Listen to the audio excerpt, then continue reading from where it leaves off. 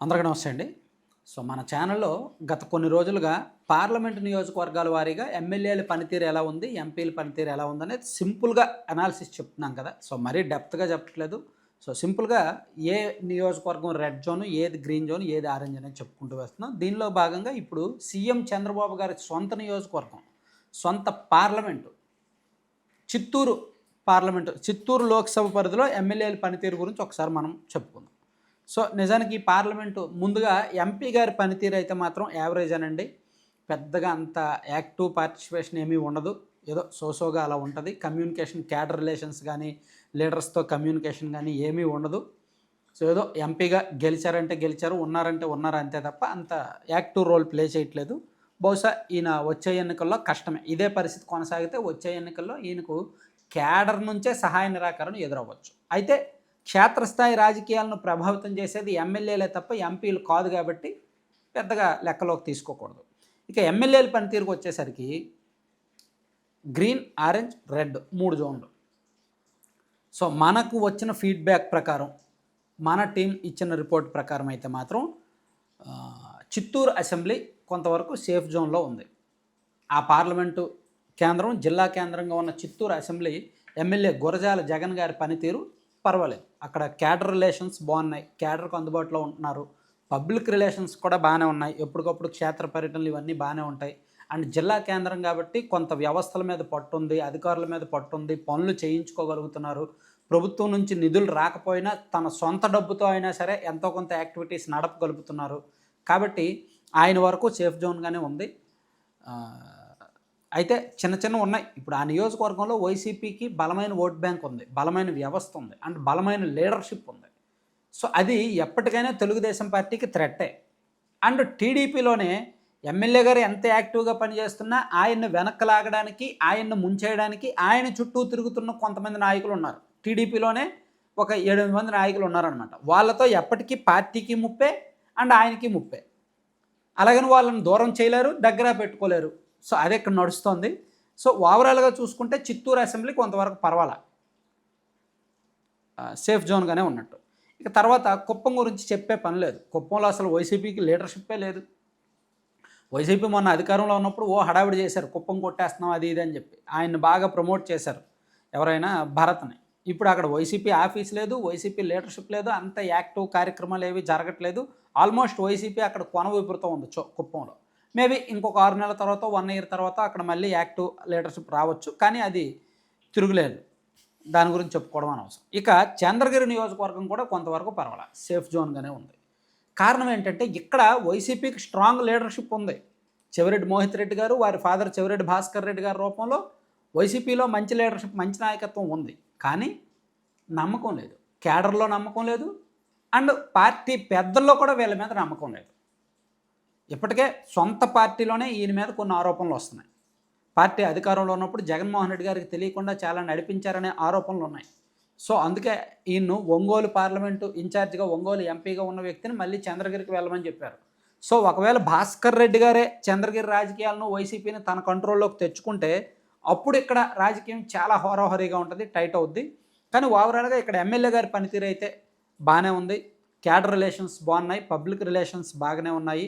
So, కొన్ని జరుగుతున్నాయి. అవి ప్రతి చోట జరిగినట్టే ఇక్కడ కూడా కొన్ని అవినీతి వ్యవహారాలు, ఆరోపణలు ఉన్నాయి. కానీ అవి పార్టీని దెబ్బతీసే విధంగా, ప్రభుత్వాన్ని దెబ్బతీసే విధంగా అయితే లేవన్నమాట. అంటే అంత నెగిటివ్‌గా అయితే లేవు. సో, ఓవరాల్‌గా ఇక్కడ కొంత పర్వాలేదు. సో, ఈ 3 ఈ పార్లమెంట్లో సేఫ్ జోన్‌లో ఉన్నాయి. ఇక నగరి, పూతలపట్టు, పలమనేరు ఈ 3 నియోజకవర్గాలు ఆరెంజ్ జోన్‌లో ఉన్నాయి. పూతలపట్టు వచ్చేసరికి ఎమ్మెల్యే గారు రిజర్వ్డ్ అవ్వడం వలన అక్కడ పెత్తనం అంతా కూడా ఇతర నాయకులదే ఉంది. సో, వాళ్ళు కొన్ని గ్యాప్స్ ఉన్నాయి. అండ్ ఎమ్మెల్యే గారు ఏదో మామూలుగా వాళ్ళు చెప్పిన పని చేయడమో, లేదా వాళ్ళు చెప్పిన సంతకం పెట్టడం అనేటట్టే ఉందన్నమాట వ్యవహారం. కొంచెం మరి అంటే రాజకీయం ఎలా ఉంటుందో తెలిసిందే కదా రిజర్వ్డ్ నియోజకవర్గాల్లో. ఇక్కడ కూడా అలాగే ఉంది. సో, దానివలన కొంత డిస్టర్బెన్స్ జరుగుతోంది. అండ్ అవినీతి ఆరోపణలు కూడా ఎక్కువ వస్తున్నాయి. దిగువ స్థాయి నాయకులు కూడా ఎవరికి వారే అన్నట్టు ఎక్కువ జరుగుతుంది. ఇక్కడ ఏంటంటే క్వారీయింగ్ ఎక్కువ, ఆ అవినీతి ఎక్కువ. 2 మండలాల్లో మండల స్థాయి నాయకులు మద్యము, రేషను అండ్ క్వారీయింగ్ దీని మీద విపరీతమైన అవినీతి ఆరోపణలు వస్తున్నాయి. సో, దాన్ని కంట్రోల్ చేసుకుంటే ఇక్కడ ఇబ్బంది లేదు. కానీ ఇక్కడ వైసీపీకి స్థిరమైన ఓట్ బ్యాంక్ ఉంది కాబట్టి ఎప్పటికైనా ముప్పే. సో అందుకే ఈ నియోజకవర్గం ఆరెంజ్ జోన్లో ఉన్నట్టు. ఇక్కడ నగర నియోజకవర్గానికి వచ్చేసరికి ఇక్కడ వైసీపీ నగరి మాజీ ఎమ్మెల్యే రోజా గారు ఒకవేళ ఆమె కంటెస్ట్ చేస్తే ఆమెనే ఇన్ఛార్జ్గా ఉన్నారు కాబట్టి వైసీపీ అంత స్ట్రాంగ్ లేనట్టే లెక్క. ఎందుకంటే వైసీపీలో ఆమె మీద విపరీతమైన వ్యతిరేకత ఉంది, ద్వితీయ శ్రేణి నాయకుల్లో కావచ్చు, కేడర్లో కావచ్చు.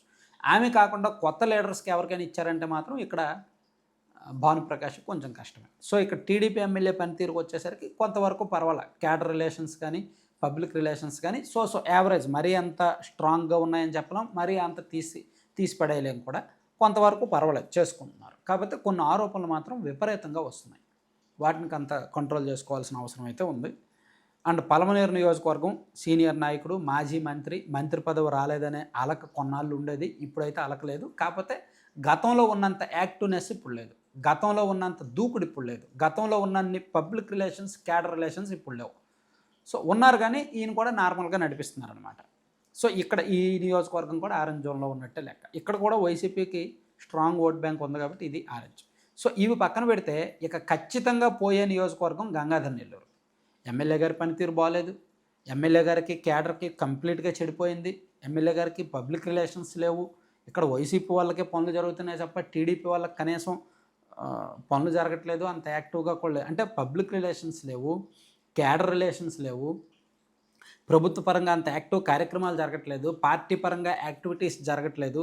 సో ఎమ్మెల్యే గారు మరి ఆయనకు ఇంట్రెస్ట్ ఉందో లేదో, లేదంటే వదిలేశారో కానీ, పైగా అన్నిటికీ మించి విపరీతమైన చిల్లర అవినీతి ఆరోపణలు, చిన్న పంచాయతీలు, చిన్న వాటికి కూడా అవినీతి ఆరోపణలు. ఏమైనా ఉంటే బెంగళూరు తీసుకెళ్ళడం, అక్కడ క్లాస్ పీకడం, అక్కడ వ్యవహారాలు నడిపించడం, బెంగళూరు అడ్డాగా కొన్ని అంతర్గత వ్యవహారాలు నడిపిస్తున్నారనే ఆరోపణలు ఉన్నాయన్నమాట. సో ఈ నియోజకవర్గం ఖచ్చితంగా పోయినట్టే. మరి పార్టీ కూడా ఈ నియోజకవర్గం మీద ఆశలు వదిలేసుకున్నారేమో, అందుకే పెద్దగా ఫోకస్ పెట్టట్లా. వీలైతే ఇక్కడ ఆల్టర్నేటివ్ లీడర్షిప్ డెవలప్ చేసుకుంటే మంచిది, లేకపోతే మాత్రం గెలవక గెలిచిన నియోజకవర్గాన్ని చేతిలో పోటు చేసుకున్నట్టు ఉంటుంది. ఆ ప్రభావం పార్లమెంటు మొత్తం మీద కనిపిస్తుంది. సో అట్లా ఓవరాల్గా ఈ చిత్తూరు పార్లమెంట్కి వచ్చేసరికి 3 safe zone, 3 orange zone, 1 red zone. Orange జోన్లో ఉన్న 3లో ఒక 2 రెడ్ జోన్లోకి వెళ్ళే ప్రమాదం అయితే ఉంది. అంటే రెడ్ జోన్కి బార్డర్లో ఉన్నాయన్నమాట పలమనేరు, పోతలపట్టు. సో ఓవరాల్గా ఎంపీ గారి పనితీరు చెప్పుకున్నాం కదా. ఇక్కడ ఒకటి మాత్రం నిజం, ఈ పార్లమెంట్లో వైసీపీ చాప కింద నీరులా ఉంది.